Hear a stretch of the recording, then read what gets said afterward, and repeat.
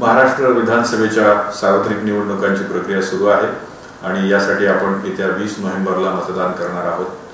पुणे विभागातील सर्व पात्र मतदार ज्यांची नावे मतदार यादीमध्ये समाविष्ट झालेली आहेत अशा सर्व मतदार बंधू भगिनींना माझं नम्र आवाहन आहे की आपण सर्वांनी निश्चितपणे 20 नोव्हेंबरला घराबाहेर पडून आपला मतदानाचा जो अधिकार आहे, हक्क आहे तो बजावावा, जेणेकरून आपण सर्वांनी मतदान केल्यामुळे निश्चितपणे आपली लोकशाही बळकट होणार आहे।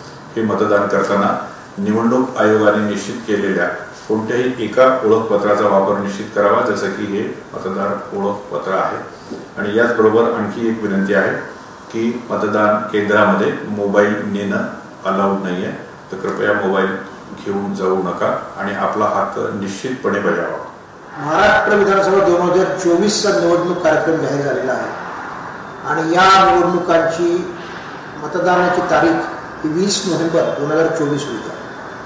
मी पुणे जिल्ह्यातील सर्व मतदार बंधू भगिनींना नम्र विनंती करतो की आपण 20 नोव्हेंबर रोजी आपला मतदानाचा हक्क जरूर बजावा। मतदानाला जाण्यापूर्वी आपलं नाव नक्की कोणत्या मतदान केंद्रामध्ये आहे याची खात्री करावी।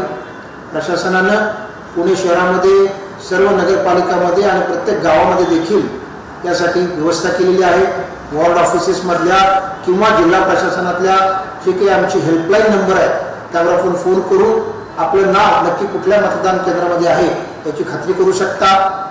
नो युअर पोलिंग स्टेशन हे ॲप ECIनं डेव्हलप केलेलं आहे, त्या ॲपद्वारे देखील आपण आपलं नाव शोधू शकता।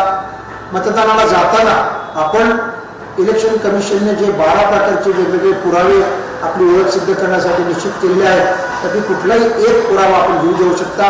त्यामध्ये निवडणूकचे ओळखपत्र, ड्रायव्हिंग लायसन्स, आधार कार्ड अशा प्रकारच्या कागदपत्रांचा समावेश आहे। मतदानाला जाताना एक गोष्ट लक्षात ठेवा, मतदान केंद्रामध्ये मोबाईल फोनचा वापर अनुज्ञेय नाही। आपण मोबाईल फोन आत घेऊन जाऊ शकत नाही, त्यासाठी आवश्यक ती तयारी अगोदरच करावी। मी पुन्हा एकदा पुणे जिल्ह्यातील सर्व मतदार बंधू भगिनी ज्यांचं नाव या मतदार यादीमध्ये आहे त्या सर्वांना विनंती करतो की आपण जरूर 20 नोव्हेंबर रोजी आपलं मतदान करावं आणि लोकशाहीला सुदृढ करण्यासाठी आपला खरीचा वाटा उचलावा। धन्यवाद।